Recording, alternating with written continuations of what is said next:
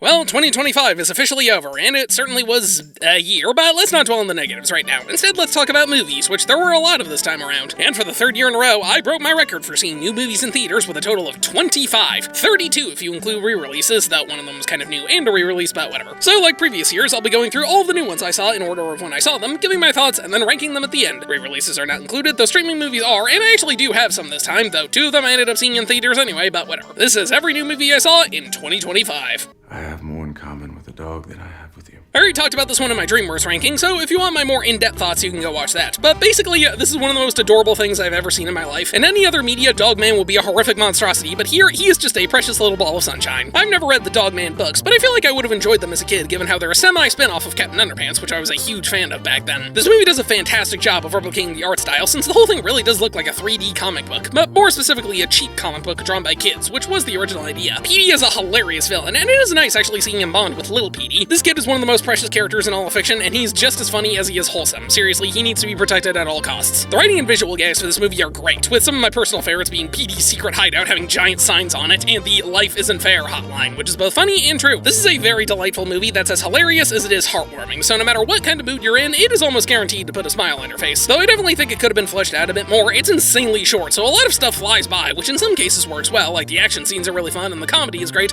but it can also lead to some stuff feeling underdeveloped or unfocused. The biggest example being the evil fish voiced randomly by Ricky Gervais. He's pretty funny, but he's only mentioned a couple of times before the climax, which is when he's revived and becomes an actual character, so it feels like he just kind of shows up out of nowhere so Dogman and Petey have something to team up against. Though honestly, part of me wishes the movie did decide to be a bit more sentimental, since what we get works way better than it probably should. The scenes with Petey and his father are actually kind of sad, and seeing him become a much better father to little Petey is legit touching. I genuinely would have liked to see a lot more of this. But still, this movie is a pretty good time. It was very cute, and a nice way to end off my DreamWorks marathon that literally took me 2 months to do. The only downside is that this was by far the worst theater experience I had this year, since some of the kids in the back row wouldn't shut up, which normally I can handle, but then one of them started saying one word very loudly and repeatedly until an old woman threatened to kick him out. Now this is a word that I can't say, but I can say that the category was people who annoy you. Oh my god! They killed Mickey! I have not seen Parasite, but I am aware it's a very well-acclaimed movie, so I was on board when I heard the director was making a new movie, and in English no less. And Mickey 17 is a pretty solid film, though I do think it can be a little messy at times. Now, I absolutely love the premise. A guy whose job is to essentially be an infinite supply of disposable workers is brilliant. The commentary literally writes itself, and the movie's tone is a great use of dark humor. The ways the different Mickeys die is pretty funny, but you can tell this is taking a toll on his overarching mind, which is understandable. But when they end up cloning him before he dies, that's when the trouble starts, since they have to hide each other or else they'll both be killed permanently. The highlight of the movie is easily Robert Pattinson's performance, or should I say performances. He steals the show as both Mickey 17 and Mickey 18, and does a really good job of making them feel like the same person while still giving them distinct characteristics. You can easily tell which one is which is crazy impressive. I really love how after the Twilight series ended, he was just like, okay, I'm gonna actually try that, resulting in a frankly awesome filmography, and the effects on both of them are fantastic. It really feels like there are 2 of him there at the same time. And weirdly, this isn't the only movie you'll be hearing me say that for in this video. The world they explore is also really interesting. It may seem like a generic ice planet at first, but it surprisingly has a lot of really cool stuff on it, especially the creatures. A lot of them have really creative designs, my favorite being the creepers. These little suckers are adorably ugly, which is not easy to do at all. While this movie is really good, I do have some issues. For starters, the pacing can be a little off, and the movie goes on a bit too long. There's some stuff in here that I didn't think was necessary. The opening with Mickey's friend and the loan sharks is a good setup, but I don't know if they needed to come back, and the dream scene at the end was completely pointless. I genuinely forgot it was in the movie until I started rating this. Mickey's love interest works, but she's not super memorable, and my biggest issue is that the commentary can be a little pretentious at times. Like I said, the premise is great. That alone is frankly all the commentary you need, but there are some moments where it feels a little forced, particularly with the villain. Now, Mark Ruffalo can be funny, but towards the end when he goes on about how he's gonna give this big, grand, epic speech and everyone will applaud him for it, I'm just like, alright movie, you're pushing it a little bit. So yeah, there's some stuff in here that I think could have been reworked, but overall, I highly recommend Mickey 17. It didn't do super well at the box office, which I think is a shame, because while I may have my issues, I think it is a very interesting and very entertaining film. Let's just pray this type of technology doesn't become a reality.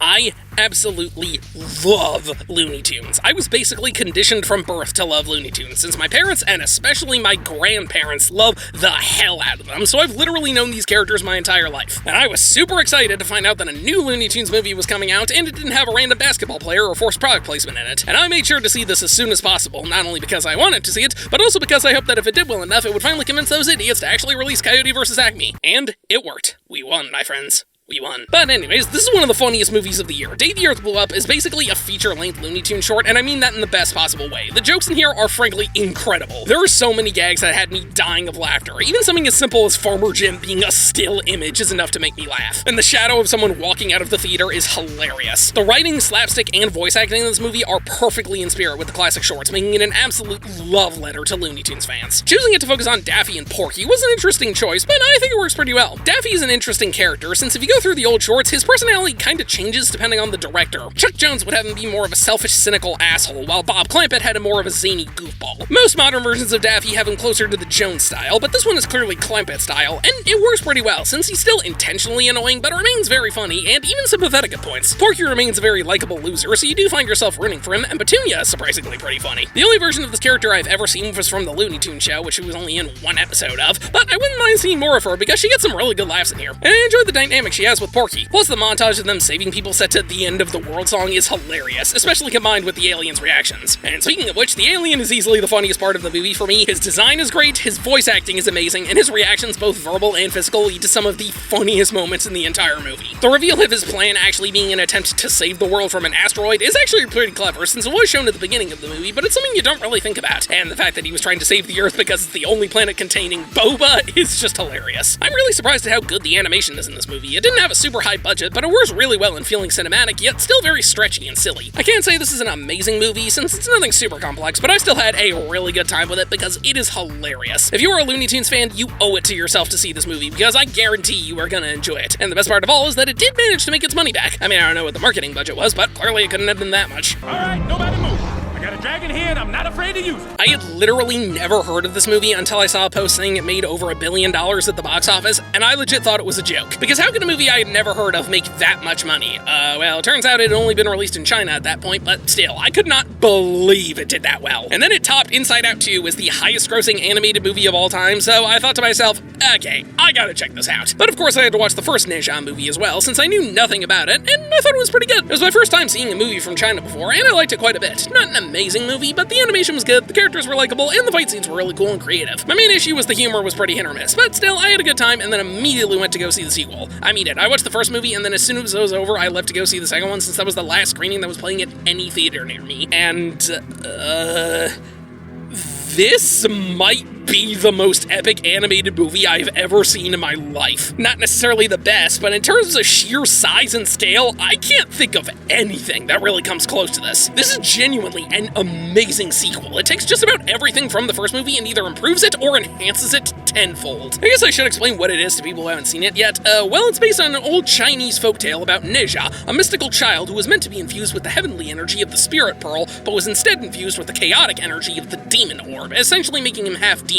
Well, the spirit pearl was taken by this guy and given to the king of dragons, who infused it with his son, Ao Bing, to hopefully break a seal keeping the dragons trapped at the bottom of the ocean. Neja is initially seen as a monster by the people of the village, but his parents and this goofy master guy tried to teach him to be kind. He eventually befriends Ao Bing, and together they have to save the village from Shen Gong Bao, the shadowy guy who swapped the pearls. The sequel picks up almost immediately where the first one left off, where Neja and Ao Bing have to pass a series of trials set up by the heavens to restore Ao Bing's body, which was destroyed at the end of the first movie, and save the village from the dragons. Sounds pretty simple at first, and it is. The movie starts out relatively similar to the first one, fairly lighthearted, and unfortunately still has some of that gross-out humor, though thankfully not as much, but we still get some really interesting stuff. Neja and Ao Bing have to share one body, which leads to some pretty funny situations, but it also leads to some emotional ones too. There's a scene where Neja gets the opportunity to meet his brothers for the first time, but he wants Ao Bing to take control for that since he's afraid they won't like the real him. That's honestly really sad. A large part of what makes both of these movies work is Neja is very likable. He could have easily been annoying, but you do sympathize with him, and he has some genuinely funny moments. So moments like this hit really hard, and it's a great way to give his character more development without going back on his growth from the first movie. His friendship with Ao Bing is still really nice, and his parents are genuinely great characters. The first one focused a bit more on his relationship with his father, but here it's his mother that gets the spotlight. They have a lovely bond, and it leads to some really heavy emotional moments later. But the craziest thing about the movie is Shen Gong Bao. In the first one, he was really generic and forgettable, but here, he's honestly one of the best characters. We get a lot more insight into his backstory and why he's working with the dragons in the first place, and he has a really compelling arc that he goes through with some really powerful moments. I'm being intentionally vague with a lot of the stuff, though, and there's a reason for that. About halfway through the movie, there is a massive twist that is genuinely shocking. I seriously did not think this movie was gonna go there, but when it does, it is a huge turning point. This is where it goes from a pretty solid sequel to that big, grand epic I was talking about earlier. Neja has a massive shift in his motivation, and it leads into a giant battle that is one of the most awesome things I have ever seen in a movie. When I got to the climax, I could easily see why this became the highest-grossing animated movie of all time, and I was so glad I got to see this on the big screen because it looks amazing. The animation was really good in the first one, but here it just looks gorgeous, and nowhere is that more prevalent than in the climax. But it isn't just the action that makes this phenomenal. The story is just as compelling since it throws in some more plot twists that I legit did not see coming. There were hints to some of them earlier, but I honestly forgot about them for a bit given what also happened in the movie, and I don't mean this in a bad way, since once it's revealed, it all came back to me and made sense. And the emotional moments in this range from powerful to devastating, which just makes the ending even more satisfying. I'm normally willing to spoil stuff in these recap videos, but here I have to make an exception because I am urging you to please watch this movie, and the first one as well. The first Neja is on Netflix and free places like Tubi and the Roku channel, and the second one is on HBO Max. If you have any of those, please watch Neja 2, because again, it is one of the best animated movies of the decade. There are some issues like, again, not all of the jokes working early on, and maybe it could have been a little shorter, because yeah, this is a kind of long movie, but the high points make up for that tenfold. More people in the West need to see this movie because China cooked hard with this one, and I am so happy it did as well as it did because honestly, it deserved it. I cannot wait for Neja 3 when that eventually comes out because I can't even imagine how they're gonna top this. This is hands down my favorite animated movie of the year, and it's a shame it can't win Best Animated Feature because apparently it was never officially submitted. Why? That is so stupid! Stan! How do you tame a horse in Minecraft? I saw these last two movies on 2 consecutive days, and let me tell you, that was some major quality whiplash. I honestly was not convinced that this movie was real. When it was announced, I was just like, no way. There's no way that's actually happening. I mean, a live-action Minecraft movie with Jason Momoa in it, and Jack Black is playing Steve. There's no way someone would actually greenlight that, let alone write it, film it, and go through post-production for it. Even with the trailers, I was still firm that this was all some big elaborate joke, and the only thing that would change my mind was seeing the movie in theaters for myself. And sure enough, I did, and my denial was completely in vain. This is a real movie, though if I'm being honest, it could have been worse. Oh, don't get me wrong, it's bad, but it's not one of the worst things I've ever seen. The plot is extremely bare bones and stupid. It's one of the most generic things you can imagine with an extremely generic message. Gareth is extremely annoying, the kid is generic as hell, his sister is bland, and the other lady is literally just there, and I don't even remember most of their names. Steve is literally just Jack Black doing his normal shtick, but amped up because there's nothing to work with. I mean, you can tell he is trying to make this stuff work, and once in a while he can get a laugh, but since there's basically no personality to him, it ranges from whatever to outright annoying at times. Malgosha is a ridiculously uninteresting villain, and the subplot with Jennifer Coolidge falling in love with a villager is one of the most annoyingly pointless things I've ever seen in a movie. Genuinely, the only character I cared about in any capacity was Dennis, and it's just because he's a dog. That's the easiest thing to make someone care about. The writing for this movie is pretty bad. Again, once in a while it can get a laugh, but for the most part it's either just annoying jokes or telling you what you're looking at. I think everyone knows the amount of chaos that the movie caused, but if you somehow don't, then I can sum up 90% of the experience watching this movie in theater was showing something from the game, Jack Black saying what it is, and the entire crowd just erupting in applause. And yet it was still less obnoxious than those kids in Dogman, since 1, there were no slurs, and 2, it was a movie I didn't care about. I realized pretty quickly that this would be the whole movie, and at one point I literally said out loud, "Get ready for another applause moment. 3, 2, 1, and then pointed. Little did I know, that wasn't just an applause moment, that was the applause moment. The effects in this movie are extremely hit or miss. I will say that the production design is fairly competent. When something is an actual prop or set, it does look like the game, and it's not half bad. The green screen isn't amazing, but frankly I'm not sure how well you could do stuff like this, and the creatures vary wildly. Some of them look good, like the creepers and the chickens, those honestly look great. The zombies have a decent new design, and the pigs are alright, but the nether pig monsters are kinda weird, and the villagers just look awful. These designs do not translate to realism at all. Some of the action scenes are a little entertaining, but honestly, the majority of this movie was pretty boring since I didn't care about what was going on and I wasn't laughing at most of the jokes. Though there was only one that caused legit pain for me. Before the movie, I made the Morbius joke about how he was gonna say, "It's Minecrafting time," and then they mine and craft all over the place. And like, I wasn't that far off. That's basically what happens before the climax. And I think this clip perfectly sums up my reaction. First we mine, then we craft. Let's Minecraft!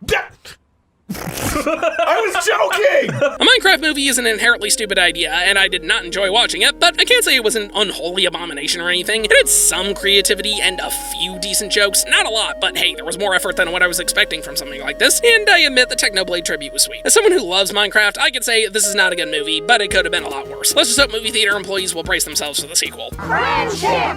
Hey! What are you two doing? Where did all these letters come from? I knew nothing about this movie going in, and I only saw it because a couple of my friends wanted to. I'm not personally familiar with Tim Robinson, though I am at least aware of his style, mainly through hearing about it from said friends. But either way, I think I like this movie. This is very much a cringe comedy, where the majority of the humor comes from how uncomfortable the situation is, so if that's not your thing, you're not gonna like this movie. I'm normally not a fan of that, but there are some times where it can work for me, and this one honestly does for the most part. There are a bunch of very funny moments throughout, with the most memorable being the soap scene. I seriously don't think I have ever simultaneously laughed and cringed that hard in my entire life. It is so uncomfortable, yet so funny. But the weird thing is that while this movie has funny moments, I don't think it's very consistently funny. There were some pretty long stretches where I did not laugh once, and sometimes it's because I just didn't laugh at some scenes, but also because I don't think it was always trying to get a laugh, which I find weird. Both Tim Robinson and Paul Rudd do a really good job here. Tim sells the awkwardness of Craig really well, and while Paul is an inherently charming actor, so you do buy him as this very outgoing guy that ends up being put off by Craig's awkwardness. I wasn't entirely sure if I was supposed to be rooting for Craig, but looking back, I think that is kind of the point. You can sympathize with him in some ways, but in others he's clearly oversteps his boundaries, which can either be funny or unsettling depending on how you look at it. Though my biggest issue with this movie is the pacing. It honestly feels a lot longer than it is. Out of the stuff in the sewers, I thought it was going to be wrapping up soon, but then I checked and saw we still had half an hour to go. And this movie isn't even that long, so I don't know how that happened. I guess because, like I said earlier, I wasn't laughing as much by that point. I don't want to sound too negative, because I do think this movie works well enough overall. I just think it's also a little messy, and maybe it's just not entirely for me, since I know a lot of other people seem to like it more than I did. There certainly isn't a film for everybody, and I'm glad I saw it, but I don't think it's one I'm going to be coming back to. Not much more to say, really, so let's move on. It's me, the devil.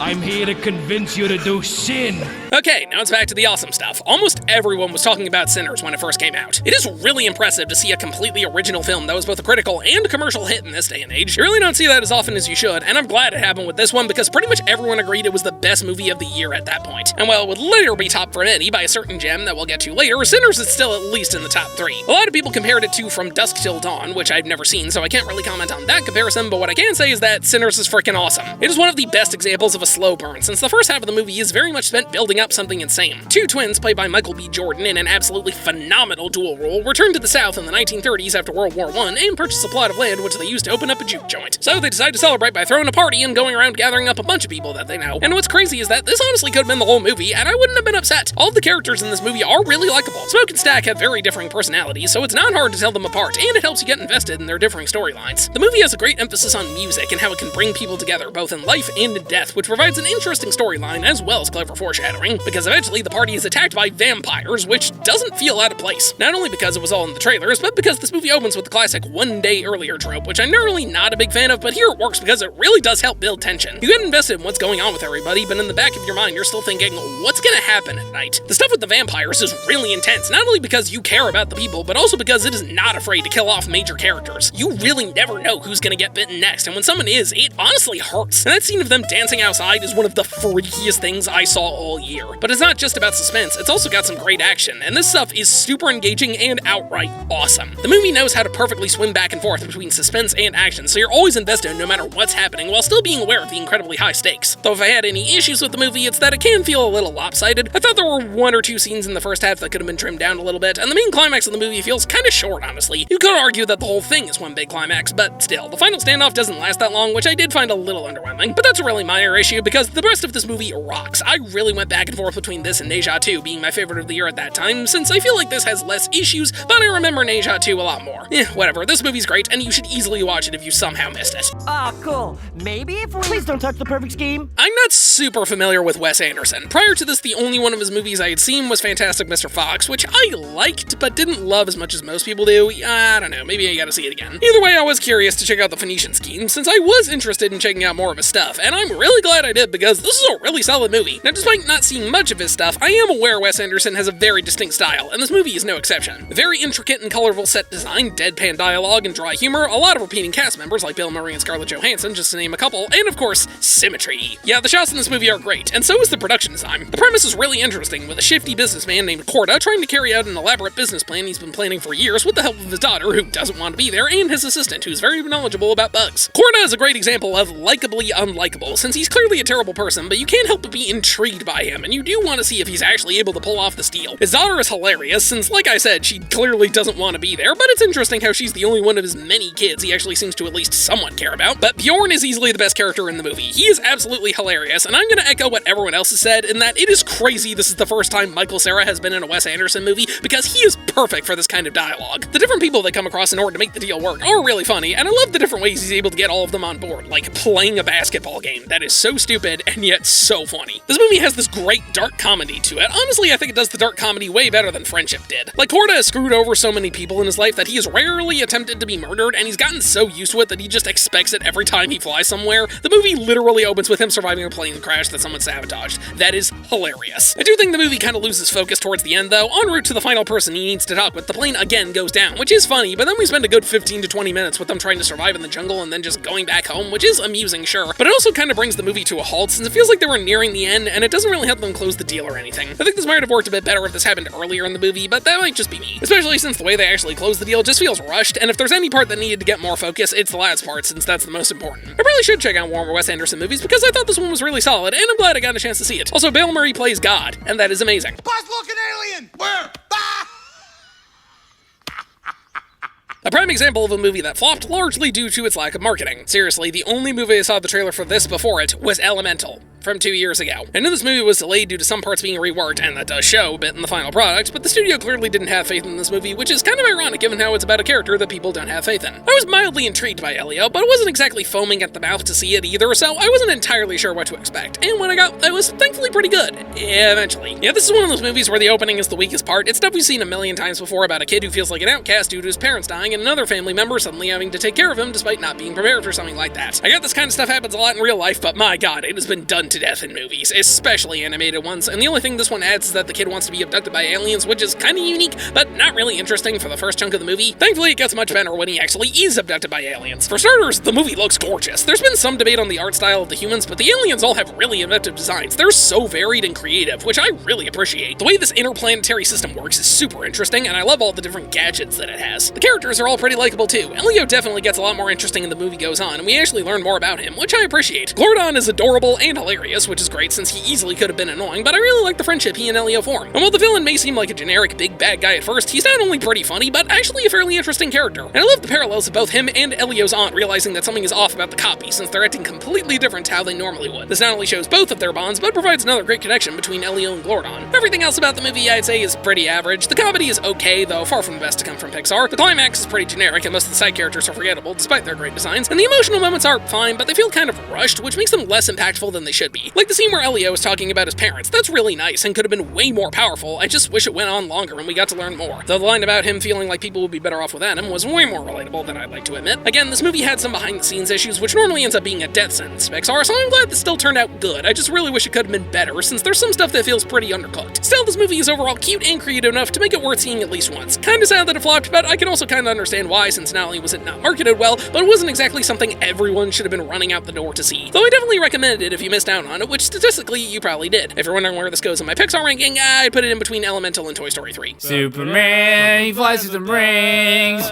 Superman, he does lots of things. Please let this be a good sign of things to come for DC. Please let this be a good sign of things to come for DC. I'm aware of Superman, and I know a handful of key things, though I've never actually seen any of his past movies myself. Still, I was very interested in this movie, not only because I thought it could be cool, but because I know James Gunn can make a really good superhero movie, as he's proven 4 times by this point. And honestly, this might be my second favorite of those behind Guardians of the Galaxy 2, because this was a really solid movie. Superman is a character whose struggle is primarily mental rather than physical, since he's designed to be the most powerful powerful character ever, no matter what Dragon Ball fans say, and this movie does a fantastic job of that. He discovers that he wasn't sent to Earth to protect it, but instead to colonize it, which is a really unique idea and provides a very interesting arc for his character since it makes him rethink everything. But watching him learn to find his humanity is amazing, and I absolutely love that speech he gives Lex at the end. David Cornsweet gives a fantastic performance that feels like the character, but also doesn't feel like he's just trying to copy Christopher Reeve or Henry Cavill. Lois and Jimmy are a solid supporting characters since they provide nice companionship for Clark and have some really funny moments as well. Crypto is a menace, which is absolutely hilarious, and Lex Luthor is a great blend of funny and despicable. I think this is kind of what they were trying to go for with Jesse Eisenberg in Batman v Superman, but here they do it right since he still retains some level of power and authority. But when things start to go wrong for him, we see what an obnoxious prick he really is, which I really like since it's much closer to how people view billionaires nowadays as opposed to, well, pretty much any decade before 2010. The effects in this movie are pretty hit or miss. Some of them are good and lead to great action scenes like the fight with the giant, but others look a little wonky, especially in the pocket dimension when they're chasing the baby. I was a little hesitant about the inclusion of other DC characters at first, but thankfully it works since they actually help contribute to the story rather than just being there for fan service. Especially since they don't pull out the most well-known superheroes like Batman or Wonder Woman, they go for more niche characters like Hawkgirl, Green Lantern, and Mr. Terrific, who I honestly had never even heard of until this. Though this can lead into my biggest issue with this movie, and that it feels a little too cluttered. There's a lot going on in the movie, and a lot of characters to keep track of. The main plot is Lex trying to turn people against Superman and think he's a monster, and Superman questioning his true purpose. But Lex is also kidnapping people and stuffing them in a pocket dimension, which becomes a prominent subplot. There's this war going on that Lex is secretly funding on both sides and trying to prevent Superman from interfering with. You've got the members of the Justice Crew trying to recruit Superman to mixed results, Clark's parents, which are only in like one scene, which is good, but still, that's it. And the biggest example is Lex's two henchmen who both have pretty prominent backstories, but after the first third, they just disappear until the climax, to the point where I forgot they were in the movie. So yeah, as good as this movie is, I feel like there's some stuff that was pretty sidelined. But like I said, I hope this is a good sign for the future of DC, because I would be really happy if we continue to get stuff of this quality. Take notes, Marvel, because you have some actual competition now, and let me tell ya, they're winning.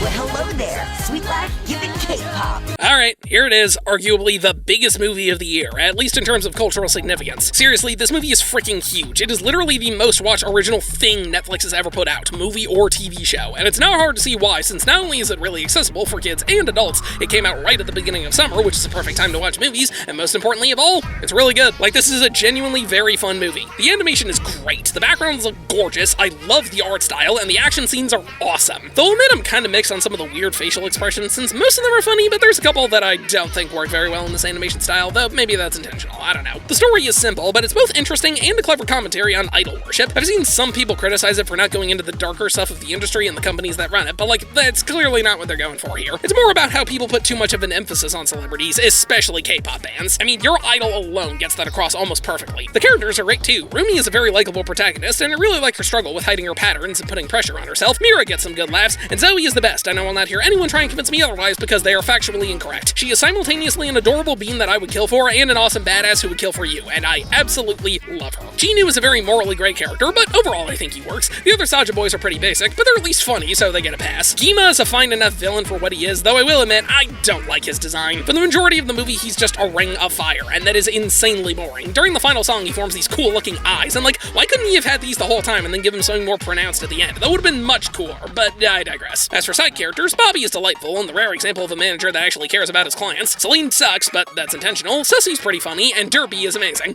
I mean, look at him. Perfection. Oh, right, I almost forgot there are songs in the movie. Yeah, that's literally impossible, because I swear to God the soundtrack was laced with cocaine, because they're some of the most addictive songs I have ever heard in a movie. Huntrix was literally the #1 artist on my Spotify rap this year, and Takedown and How It's Done were my top 2 songs. All of these songs range from decent to freaking awesome, and once you hear them, it is nearly impossible to get them out of your head. Honestly, the soundtrack is the best thing in the movie, and I'm convinced it is the #1 reason it got so popular. This is the only movie on the list that I saw more than once, since I watched it on Netflix shortly after it came out, and then I actually went to one of the sing-along screenings, which was pretty fun. The funniest part was half the theater went quiet when the Korean lyrics came on because nobody knew how to pronounce them. And my opinions on some aspects of the movie did change for better and for worse. At first, I wasn't a huge fan of the scene where Mira and Zoe find out about Rumi's patterns, but rewatching it worked a bit better for me. It is a liar revealed moment, but it doesn't feel as dragged out as a lot of other movies, and at first I was confused by them raising their weapons, but now I see they weren't really doing it out of anger or hatred, they were doing it out of fear. They had no idea what Rumi's powers could do, so they were mainly bracing themselves in case she went berserk or something, which they clearly didn't want to do given their faces. But when she comes back at the end, it's clear that that she has everything under control. Though what got worse for me is a lot of stuff that needed more expansion. I already felt this way, but rewatching it only amplified that. Celine is the biggest example since she's barely in the movie. She's in the opening, 2 short flashbacks to show why Rumi's so adamant about hiding her powers, and then the very end. Now the scene at the end is great, especially when Rumi says all of me, but it could have been so much stronger if we actually got to see more of her. I really wish we could have learned more about Rumi's parents, but I guess that's what sequels are for, and I find it really weird that some parts of the songs aren't in the movie. Now Golden is split in half, which makes sense for the story, so that's fine. Takedown is kind of split into chunks, which also makes sense. There are some parts we don't hear aside from the credits, which I find a little disappointing. And Your Idol just straight up has a verse and extra chorus that are not in the movie, which makes no sense at all. This whole sequence is great, but why would you just cut out part of the song? From what I've heard, this movie had a lot of stuff cut out because of Netflix, so that's easily the reason why. Apparently it was originally going to be 3 hours, which, okay, I don't know if it needed to be that long, but some of that stuff definitely should have been in here. But I've said it before and I'll say it again, if your biggest problem with the movie is that I want more of it, it's very likely you've got yourself a great movie. I guarantee this isn't the last we'll be seeing of this universe, and I'm very much okay with that because I had a great time with K-pop Demon Hunters. It's probably gonna win Best Animated Feature, and while it's not my favorite animated movie of the year, I'm completely okay with that happening. Between this, Mitchell's vs. the Machines, and Spider-Verse, Sony has really been stepping up their game this decade, and I'm very glad to see that. In fact, I think you could very easily declare them the new champions of Western animation. Yeah, okay, maybe not. They always start off with the gang just hanging out and then bam, terrorism. This is another movie I knew nothing about going in and saw it purely because of my friends. If you're not aware, this movie was directed by Ari Aster, the same guy who did Hereditary, Midsommar, and Beau is Afraid. And that last one is important because one of my friends is absolutely obsessed with that movie. So when we saw the trailer for Aster's next film, Before Friendship, he turned to me and our other friend and said, "We have to see that." So we did.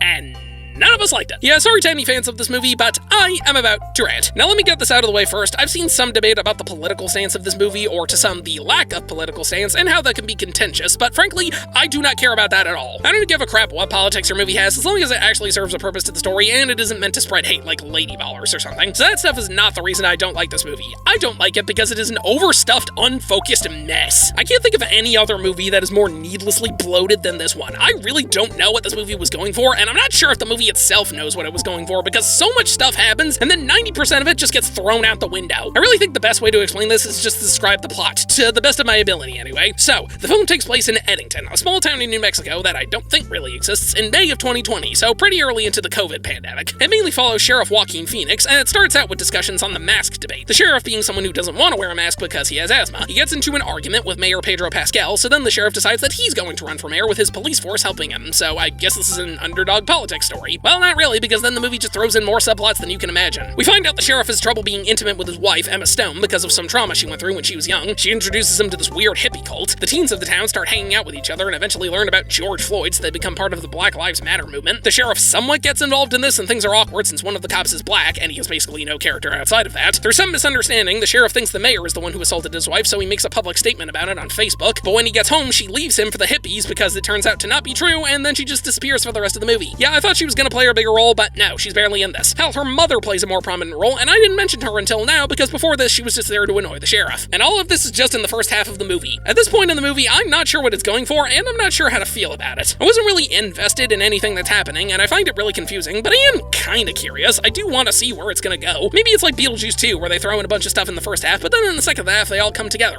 Short answer, no they don't. Because then the movie takes a hard left turn and has the sheriff shoot the mayor and his family. So, okay, I guess this was about his descent into madness, and now it's gonna be him on the run, right? Well, no, because less than 10 minutes after this, the movie takes another hard left turn by having a terrorist organization show up.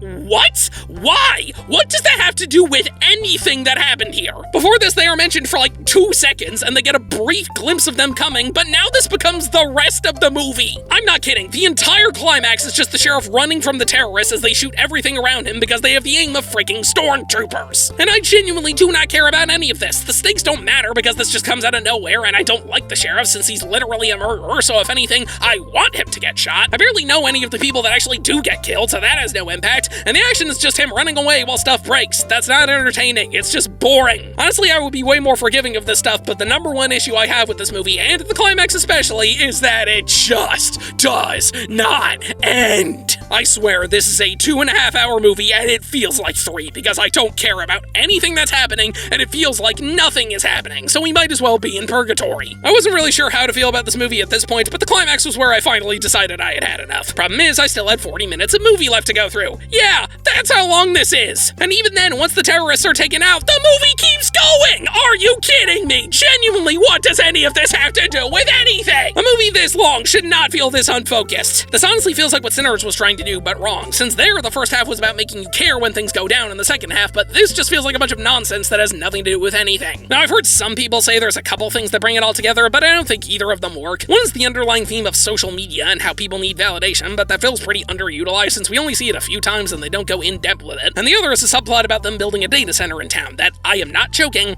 I completely forgot was in the movie until someone brought it up because of how much other stuff happens in this movie and how little it matters until the very end, which I was completely checked out of by that point. I can't say Eddington is an awful movie because there are some good things. It's shot well, the acting is good, there are some decent ideas, and a few funny moments like the kid being excited that he saved the sheriff after he got stabbed in the head, but they do not outweigh how meandering and unfocused this movie felt. I know this movie has its fans, but I am certainly not one of them. My golf clubs? I don't even play golf! Happy Gilmore 2 is a movie I had basically no expectations for going in. The first one is one of the 3 or 4 Adam Sandler movies that everyone seems to like, and after watching it, I can see why, because it is a very funny movie. Wasn't entirely sure how this decades-late sequel was gonna go, and honestly, I ended up liking it. Now, I totally get why some people don't like it, since there are plenty of issues, like how it falls down the trap of many sequels where they repeat a lot of stuff from the first movie, like having Happy lose his grandma's house again, and have to learn to be a great golfer again. Almost every character from the first movie either comes back or has a counterpart, to varying results. Hell, they even replay clips from the first movie at different points in case you forgot about them, which is just stupid. I don't know why they did this. But there are some decent things that it does differently, like focusing more on Happy's family. I like the dynamic he has with his kids, and all of them are genuinely enjoyable to be around. They really feel like a good family dynamic. It certainly helps that one of them is Adam Sandler's actual daughter, who is honestly a pretty good actress. The plot of this rich guy starting an extreme golf show is ridiculous, but at least the course they plan at the end is creative, and the comedy is very hit or miss, but there were enough to make it worth watching for me. Again, not every joke works. There are some that were just flat out stupid, but hey, it's nowhere near the worst to come from Adam Sandler, and there are some that I genuinely find funny, like the different objects Happy hides his booze in, or finding out Shooter, the bully from the first movie, has been in a mental hospital all these years, which is easily the funniest thing in the movie. That killed me. Or basically any scene with Ben Stiller, who honestly might be funnier here than he was in the first one. Even some of the callbacks got genuine laughs out of me. Not all of them. Chubb's son also having a wooden hand feels dumb and unnecessary. At first I thought giving the jackass guy a son was stupid, but then he taunts Happy and says he can't fight him, and then Happy's kids show up to fight him, which actually made that work. The caddy Happy treated like crap in the first one being set up like a rival, only for him to be eliminated immediately, was pretty good. And the fight Shooter has with Happy in the cemetery having a grave for almost every dead character from the first movie, including Bob Barker. I mean, come on, that's funny. There's also a weirdly large amount of cameos in this movie, which range from kind of amusing to why. To me, this ended up being a fine enough way to kill an evening. Again, I totally understand why people don't like this movie, since it is stupid, derivative, and longer than it needed to be, but at the end of the day, this is a movie that just wants to make you laugh. And for me, it did that job fine enough. It made me laugh, but nowhere near as much as another legacy comedy sequel that came out this summer. I'm a cop, you idiot! I'll admit I've never seen the original Naked Gun movies, but now I really want to because this was easily the funniest movie of the year. Despite not seeing them, I am aware of the original movie style, and this one seems to replicate that perfectly. I mean, the whole joke with Leslie Nielsen in parody movies was that he was a very serious dramatic actor stuck in a silly and ridiculous movie, so getting Liam Neeson to fulfill a similar role is a perfect choice. Because much like Leslie Nielsen, he plays the role completely straight, which just makes all the funny stuff happening around him even funnier. I mean, the movie literally opens with him infiltrating a bank disguised as a little girl, and it's absolutely hilarious. The writing and visual gags in this movie are top tier. I can't remember the last time I saw something in theaters that made me laugh this hard. Well, okay, I saw a re-release of Monty Python and the Holy Grail, but that's kind of unfair. Thankfully, Liam Neeson isn't the only great one here. The rest of the cast is just as good. Pamela Anderson also gets some really good laughs, and the chemistry between them is honestly not half bad, though I do feel like she got sidelined a little bit towards the end. Danny Houston is a hilarious villain, and the cameos from Dave Bautista and Weird Al Yankovic had me dying. Genuinely, there are so many amazing bits in this movie, like the main object literally being codenamed the plot device, the villains in the bar lining up to get beaten up, and this thing keeping score, the car chase with more and more obstacles, including 2 guys carrying a replacement windshield, trapping him inside. The freaking O.J. Simpson joke was just perfect, but easily the funniest part of the movie is the montage in the cabin with the snowman. As soon as that thing came to life and started acting whimsical, I was hoping it would turn into a horror movie, and when it did, I was very satisfied and laughing extremely hard. Honestly, there's not too much else to say about this movie other than it's just really freaking funny. I had a great time with The Naked Gun, and I highly recommend watching it, especially if you are a fan of the original trilogy. I hope this sparks a comeback for pure comedy movies, because we've really been lacking those in recent years, and if this shows us anything, it's that there's always room for more laughter. It's fantastic.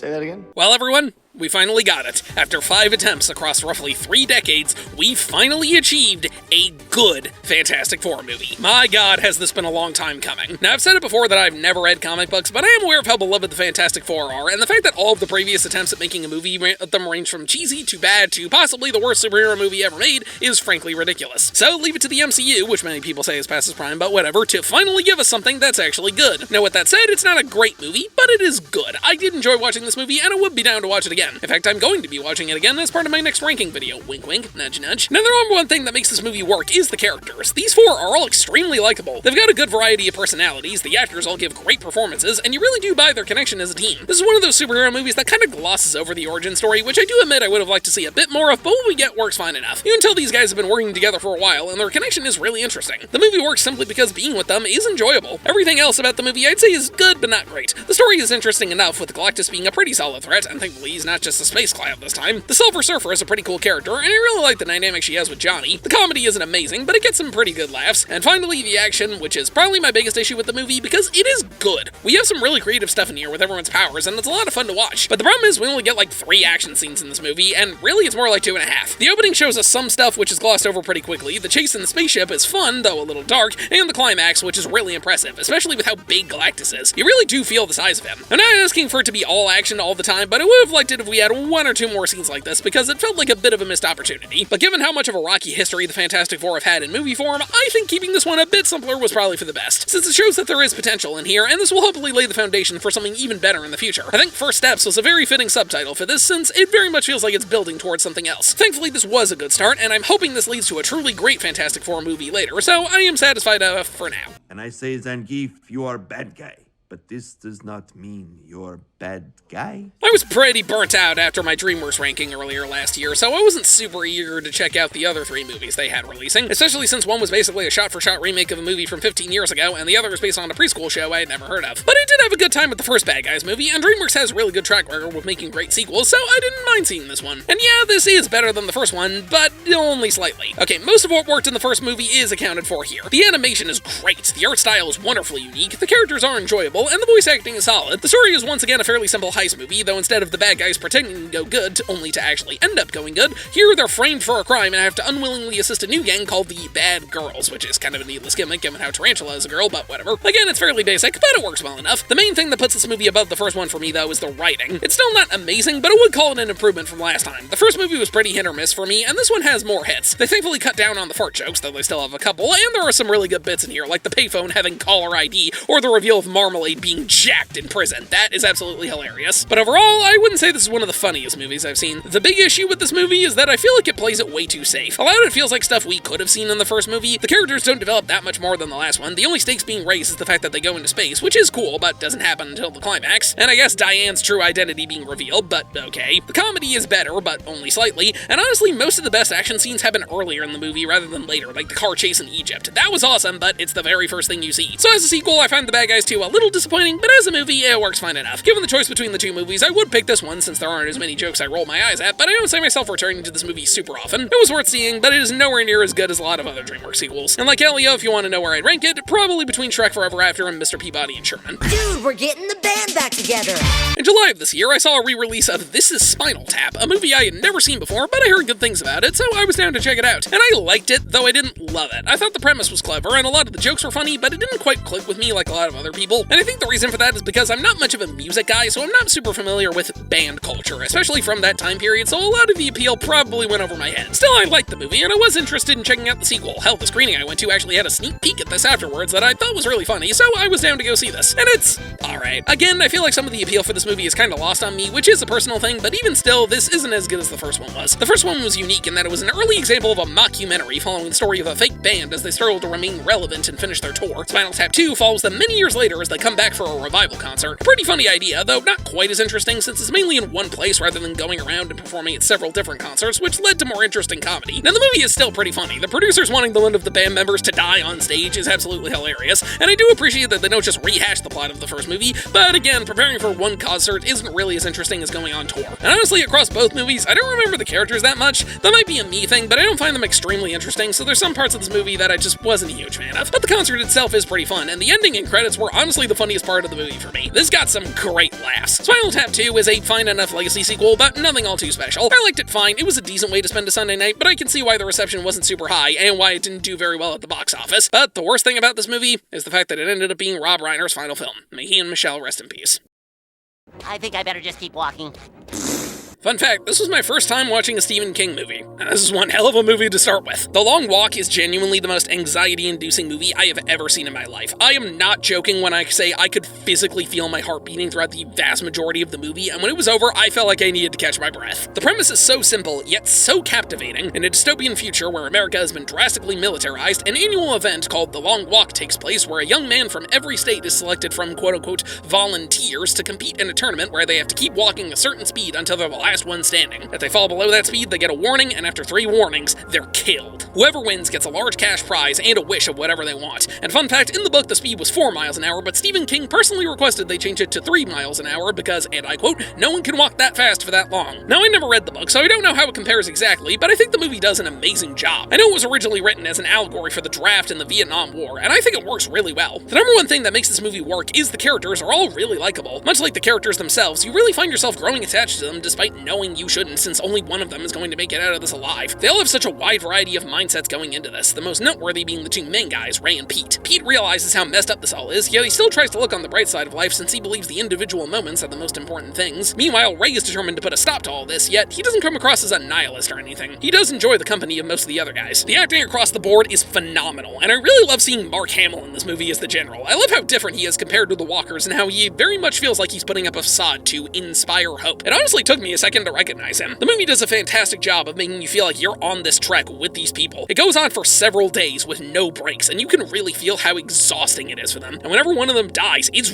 really intense. The way they stop walking ranges from getting a Charlie horse to trying to run away to one of them breaking his leg and still trekking on for miles. All of these are brutal, and it makes them way more effective. Especially since, like I said, you do find yourself getting attached to these guys despite knowing most of them are going to die. Hell, the opening scene with Ray and his mom alone is enough to get my heart pumping. I've heard some discourse around the ending, which is different from the book, but no, I still think it works here. Though my main issue with this movie is because of how many characters there are, it can be kinda hard to keep track of all of them. Now, you don't need to remember all 50, but there were a decent amount that play an important role, so some of them can feel a little underdeveloped. It still works, but it can be hard to keep track of them all. The Long Walk is a super captivating movie and a prime example of something I probably won't rewatch for a long time since it is super engaging, though it can also be pretty draining. Oh, it also loses points for the one guy taking a dump. That was just gross. Viva la revolución.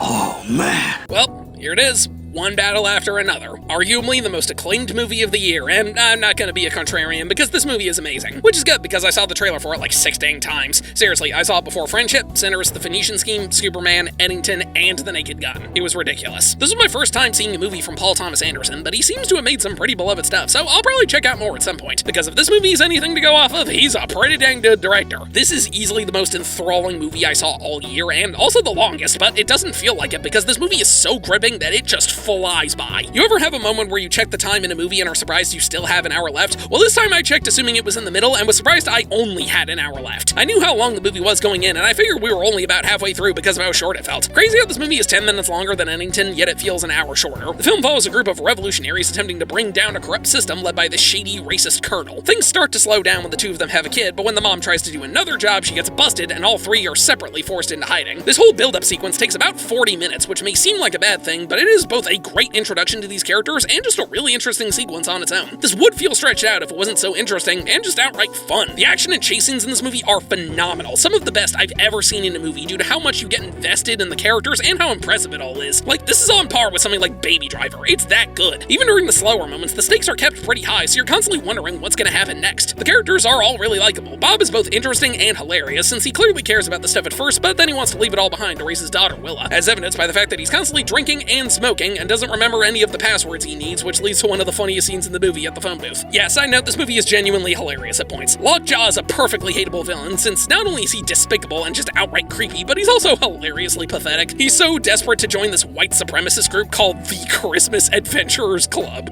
God, that is hilarious. That he's willing to go to the most extreme lengths you can imagine, which all builds up to the most hilariously pathetic death I have ever seen in a movie. Also worth noting that while this movie is political, it feels tastefully political. Like, they're not constantly shoving the message down your throat. It's just a natural part of the story, which works really well, especially since while it does have a political lean, it shows the flaws of both sides. The revolutionaries start out mainly saving people, but their actions get more extreme as time goes on, and the main family could have just lived together comfortably, but Perfidia just couldn't help herself and went too far, which cost her everything and forced Bob and Willa into hiding. I think my favorite character in the movie is the sensei. Not only is he really funny, but I really like how he just immediately helps Bob, simply because he looks out for the people around him, which is really nice. The actors across the board all give great performances. Leonardo DiCaprio, Sean Penn, Benicio del Toro, Chase Infinity, who's never acted in a movie before, which is nuts. All of them do an amazing job here. Though the only minor issue I have with this movie is I wish Willa got a bit more fleshing out. We only get one scene with her and Bob before she gets put in danger, and we don't get to see that much of her after that. She honestly felt more like a plot device half the time. She does have some good moments. I especially like when she manages to save herself, which is cool, but I think she could have used a bit more development. Again, she's not bad, I just would have liked to see more from her. But that's a pretty minor thing. The vast majority of this movie is absolutely fantastic, and I cannot recommend it enough. But you want to know what the best part of seeing this movie was for me?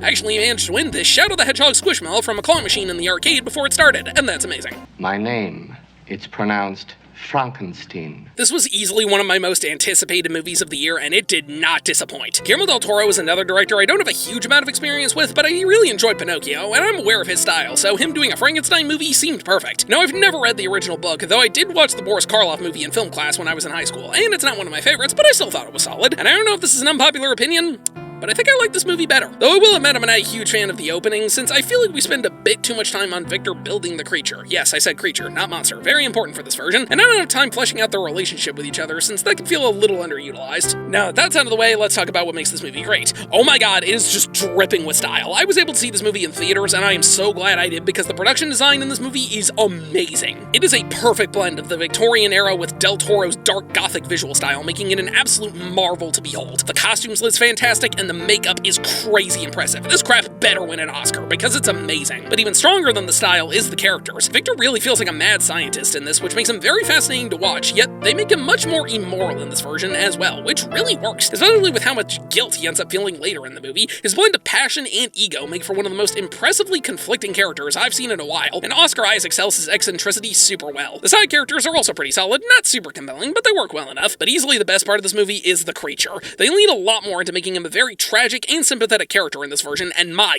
god does it work well. From his wide-eyed innocence when he's first created, to his confusion at Victor's anger towards him, his heartbreaking love for Elizabeth, his growing relationship with the blind man, his fear at the angry villagers, and his anger and loneliness when he comes back for revenge. There's so many layers of emotion to him that you find yourself afraid of him, yet still feeling bad for him. And Jacob Elordi's performance is one of my favorites of the year. He is absolutely incredible in this. The rant he gives to Victor about not being able to die and wanting him to make him a lover is both sad and scary, and Victor being unable to bring himself to make another creature shows that he does regret what he did, but at the same time he can't undo his actions since the creature literally can't die, so despite trying to destroy him, he has to live with this knowledge forever. The flashback-style storytelling method for this movie is also very unique. The first half is mainly from Victor's perspective, while the second half is from the creature's perspective, giving a great amount of insight into both of these characters from how different they feel throughout the movie, and a pretty effective tone shift for the audience. Frankenstein is a super interesting and very well-made movie that pretty much any monster fans owe themselves to see. And Netflix, please give more of your movies theatrical releases, because both of the ones I saw this year were great big screen experiences that I would love to see more of. How about a magic trick? I'm convinced this movie was made solely because they realized they should have used Now You Don't as the subtitle for the second movie. Now You See Me is kind of a weird series of films, as despite making money and audiences seeming to enjoy them, critics haven't been a fan, especially with the second one. Why is that so low? But as someone who hadn't seen them before, I think they're pretty fun. Okay, they're nothing amazing, but they have a pretty cool style and fun concept of a magician-style heist movie. Now, the first one isn't really about the magicians, it's about an FBI agent trying to catch them. The second one is more a traditional heist movie where they have to work together to steal something because they were being blackmailed by Daniel Radcliffe. And now we have a third one where they reunite after several years to train a new team of magician thieves to steal a diamond. And honestly, I think this is the best of the trilogy. It's still nothing amazing, but it is the most entertaining, which is mainly what I'm looking for in a movie like this. I mean, it is the first movie to actually get a positive score from critics. Just barely, but hey, it made it. The characters are simple, but they are pretty likable, and the main reason for that is because it's got a great cast. Jesse Eisenberg, Woody Harrelson, Isla Fisher, who wasn't in the second movie, and Dave Franco are all solid actors, so they could do a good job of making you want to root for their characters. And I like how they not only bring back the original four, but they bring back Lizzie Kaplan from the second movie, which makes her feel more like her own character instead of just Fisher's replacement. Any movie with Morgan Freeman is a plus, though it's kind of weird Mark Ruffalo doesn't show up until the very end, since he was basically the main character of the first movie and a pretty prominent part of the second one. And sadly, Michael Caine and Daniel Radcliffe don't return, but the new trio was enough to make up for that. I enjoyed Justice Smith and Detective Pikachu, and I heard I Saw the TV Glow was great, so it's good to see him in more stuff. Really cool to see Dominic Sez's career continue after the holdovers, and I'm very happy Ariana Greenblatt was able to move on from Borderlands, because this is a much better movie, and unlike in that one, she's actually good. Plus, the rich lady makes for a pretty fun villain. One of the best parts of a heist movie is just seeing the different ways they pull the heist off, and this is no exception. The magic trick stuff may seem like a gimmick, but it leads to some really creative robbery sequences, which are easily the best parts of the movie. Figuring out how they pulled the stuff off works really well from both a heist perspective and a magician perspective, which is pretty clever. It really feels like they took the best elements from the previous movies and put them together for this one. Again, I can't say it's an amazing movie, since it does repeat quite a few things from those movies, like the ending sequence is almost identical to the second movie's ending, and there are some cliches that are kinda lame, like the reason they all broke up and became bitter because of a failed job, but now they have to learn to trust each other again is something that's been done many times before and doesn't really add anything new. But even with that, this movie was a fun time. Really mind-blowing, but worth seeing at least once. And it's kinda poetic that it was directed by the same guys the Zombieland movies, given two of the main actors. Running. Better start running. Running. I find it really funny that in the same year we got two movies based on Stephen King books about dystopian futures where desperate people compete in televised death games for a large cash prize, with one about walking and the other about running. Jamie didn't write a third one about sprinting, otherwise I could finish that SpongeBob clip.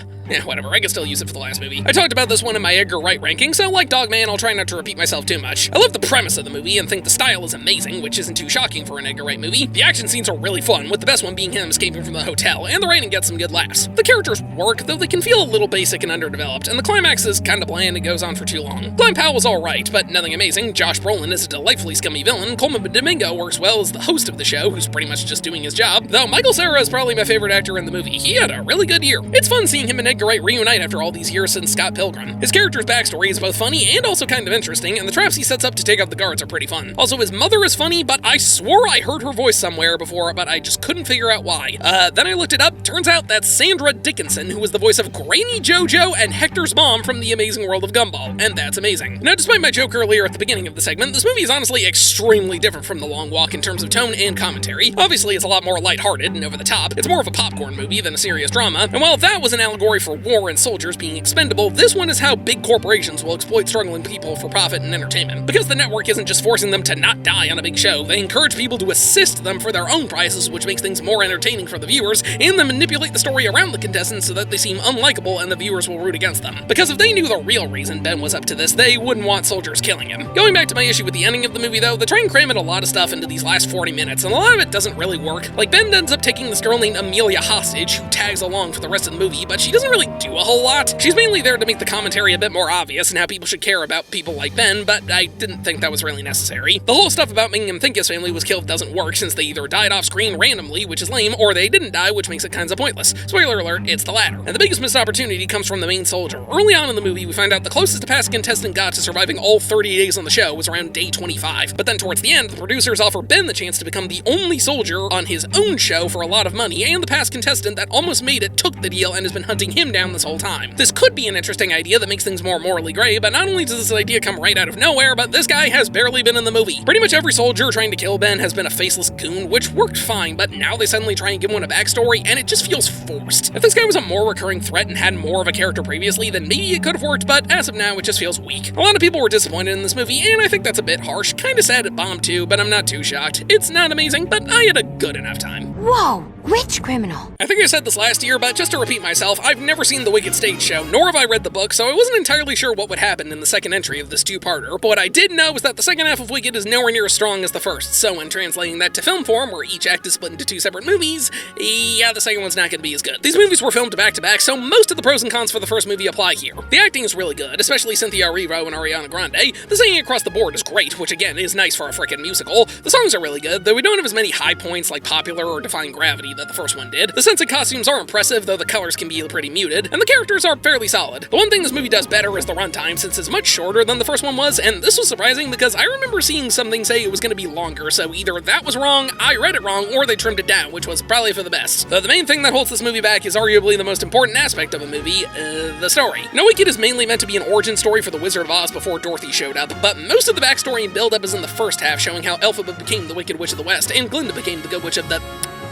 I just realized they never gave her a direction in this one because she was south in the book but north in the original movie, which causes copyright issues. The second half, on the other hand, is much more of a tie-in to the original Oz book, and it does that kinda clunkily. Okay, to give a brief rundown, Elphaba is attempting to save animals who are being villainized by the wizard and Madame Morrible. Glinda is working with Morrible and the wizard to try and help Oz in other ways. Elphaba's sister Nessarose is running Munchkinland after their father died and is in love with Bach, but he breaks her heart due to his love for Glinda. Well, that joke wrote itself. And Prince Fiero is working as a double agent for both sides while being engaged to Glinda despite secretly loving Elphaba. That's how it starts, and it has some interesting ideas, like Elphaba and Glinda have their falling out due to this love triangle, or more like a love trapezoid, and Elphaba gives in to being seen as wicked, since most of her attempts to help people go horribly wrong. But just about everything from the original story has some sort of explanation for why it exists. There's stuff like finding out the cyclone that took Dorothy was created by Madame Morrible as an elaborate way of killing Nessarose, who's kind of the Wicked Witch of the East, and the story begins happening at the same time as the original Oz. Everything somehow leads to the creation of Dorothy's 3 companions, which vary in how well they work. Bach is turned into the Tin Woodsman because of the sisters using a spell book, which goes haywire, and this works well enough since it honestly is kinda terrifying and explains why he would turn against them. A lion cub Elphaba saved in the first movie turns out to be the Cowardly Lion who never learned how to protect himself, which I find a little forced. But then Fiero is set to die, so Elphaba casts a spell that unintentionally turns him into the Scarecrow, and this is just ridiculous. Not only does this not make sense timing-wise since he's the first one Dorothy meets, so he's created like 2 minutes before she meets him, but it's some weird way of Elphaba saving his life, which doesn't make any sense. This just feels extremely forced and pointless. And Elphaba doesn't actually die at the end, which feels like a cop-out. Not sure if this is from the book or the musical, but that doesn't mean I have to like it. Well, the final song between her and Glinda is nice. So yeah, this movie is a mixed bag. I know I was mostly complaining, but don't be fooled, I did enjoy Wicked for Good. It's just that most of the good stuff was already in the last one, and I don't want to repeat myself too much. This movie's alright, it works, but it's clear most of the issues lie with the source material. Not sure how it compares exactly, but I feel like this one at least tried its best. I hate Snake Shock! I hate him! Zootopia was already one of my favorite Disney movies, so I was looking forward to the sequel, and thankfully I'd say it's on par with the first one, if not slightly better. Just about everything from the first movie is here and accounted for. The animation is great, the characters are likable, the writing is funny, and the world is really creative. We get to see a lot more of Zootopia itself and learn more backstory, especially with the reptiles. Much like the first movie, there is an allegory here, but it's not as preachy with it, so if that was an issue you have with the first one, you'll probably like this more. The story is more of a hunt than a mystery, which I think makes it a bit more interesting since the answers are a lot less obvious. I'd say the comedy with this movie is on par with the first one, if not funnier. There's some really good bits in here, like the opening car chase, the group therapy session, the stuff with Jesus, and as we all know, kids love a good Shining reference. Judy and Nick feel like a lot more of a team in this one, though they do a good job of showcasing their different methods, which sometimes works and sometimes doesn't. The disagreements they have feel natural, so they do have growth without unneeded drama or misunderstandings, and man did it hurt when the carrot pen broke. Gary is a pretty fun character, though I definitely wish we could have got to see more of him. In fact, that's easily my biggest issue with this movie is how many characters there are, so a lot of them can feel sidelined. Now, some of them for the first movie only being here briefly, like Bellwether and Flash works well, but a lot of the new characters like Gary aren't in it much. The villain family is solid, though their screen time is very sporadic. The beaver is okay, and only in a couple of scenes. And the horse mayor really needed more screen time since he has kind of an arc, but he doesn't show up very often. Also, he's voiced by Patrick Warburton, and the more of him you have in a movie, the better. Yeah, this movie has a weirdly stacked voice cast. There's a ton of big names in here, some of which are major characters like Ke Huy Quan and Andy Samberg, but most of them don't get that many lines, like Danny Trejo, Brenda Song, Macaulay Culkin, John Leguizamo, Bob Iger for some reason, Ed Sheeran, Yvette Nicole Brown, Michael J. Fox, Mario Lopez, Robert Irwin, and fricking Dwayne Johnson, who's the guy who just gets stuck in a tuba. Okay, that's actually hilarious. Also, the Japanese dub has Hideo Kojima in it. No, I'm not kidding. This movie also basically has 2 climaxes, which is kind of weird, and not like a 2-parter like most Disney movies. I mean, it has one that's resolved, we get more character stuff, and then another climax just starts, which is odd. I'm also really annoyed to admit that I saw the twist with Paubert coming at first, then I figured I was wrong, and then I turned out to be right the first time. I don't know if I should be mad at the movie or myself. Zootopia 2 was really solid, and I'm glad to say that, since Disney doesn't exactly have a great track record with sequels. The only downside is I can easily see them taking the wrong message from this and Inside Out 2's success. I can't do it! I can't flashlight! Put it on! No, not that!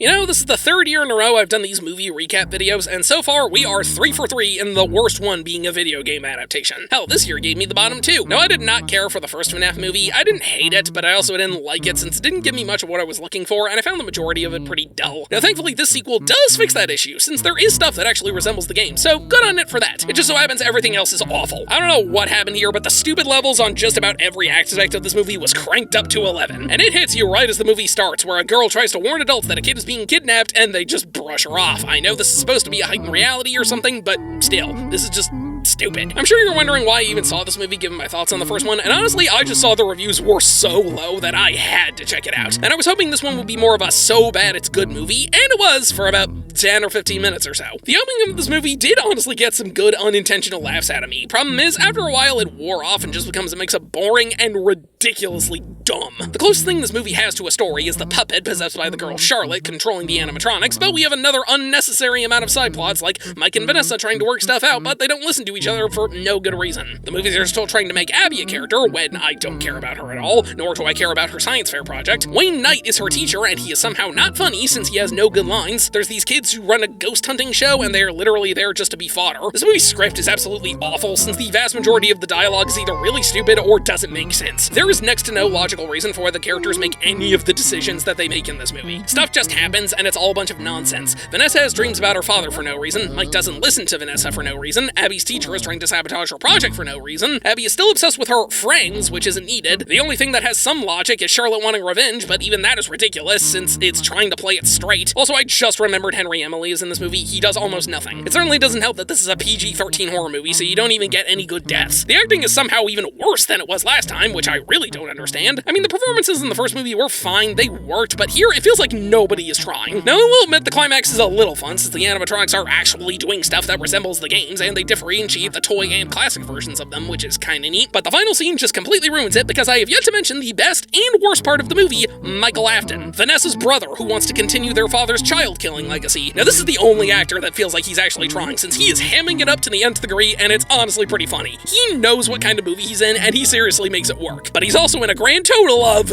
2 scenes. I'm not kidding. He's in the old pizza place where the ghost hunters got killed, is set up to be the main villain, and then disappears for the entire rest of the movie. We never see or hear from him again until the climax. He serves next to no purpose in the story. Oh, wait, no, he causes extremely stupid and pointless tension between Mike and Vanessa, which is clearly just there for sequel fodder. Ugh, this movie stinks. It is so unbelievably idiotic, which sometimes works to its advantage, but for the most part just left me bored or annoyed. I'm convinced people only like this movie ironically because it was a chore for me to get through. Also, there was no Markiplier cameo. What the hell? Sprinting! Yes, I just gotta keep sprinting!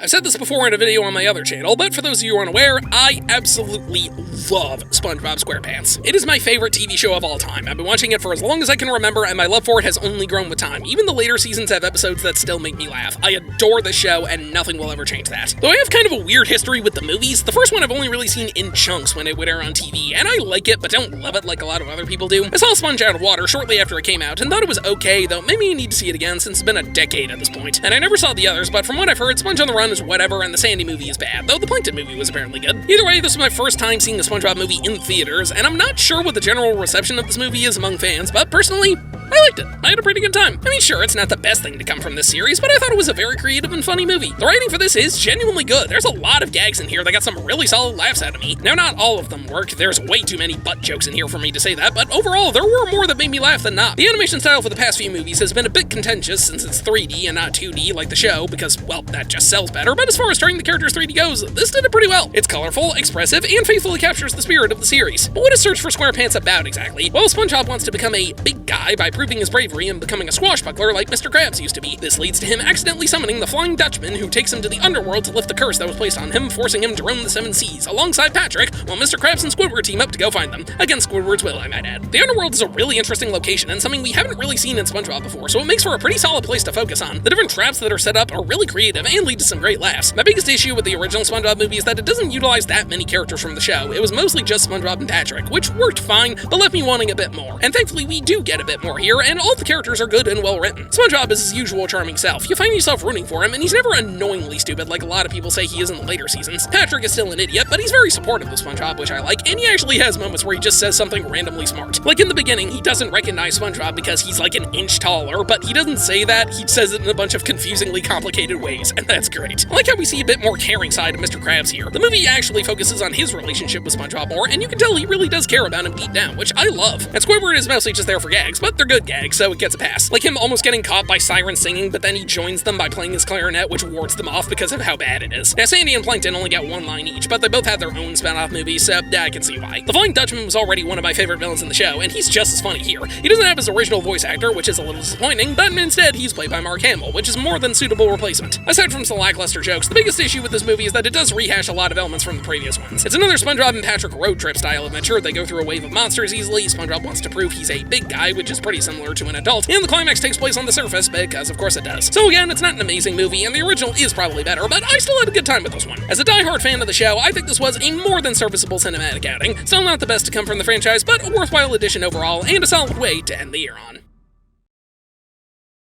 Jesus, that was a lot of movies. Yeah, this ended up being way longer than I expected, but that's what happens when you see a lot of great stuff, and some bad stuff. This is a lot more work than the previous years, but I still have fun making these videos. I didn't end up doing any individual reviews this year, so sorry if you actually cared about those, but at least these recap videos still let me talk about them. And 2026 is looking to be a massive year for movies. We got some really interesting stuff coming out. The Mandalorian and Grogu, the Super Mario Galaxy movie, Spider-Man Brand New Day, The Odyssey, Avengers Doomsday, Dune Part 3, Godzilla Minus Zero, frickin' Coyote vs. Acme. I cannot wait to check those out, and I'd be even more excited to talk about them. But for now, when do you say we finally get to this ranking?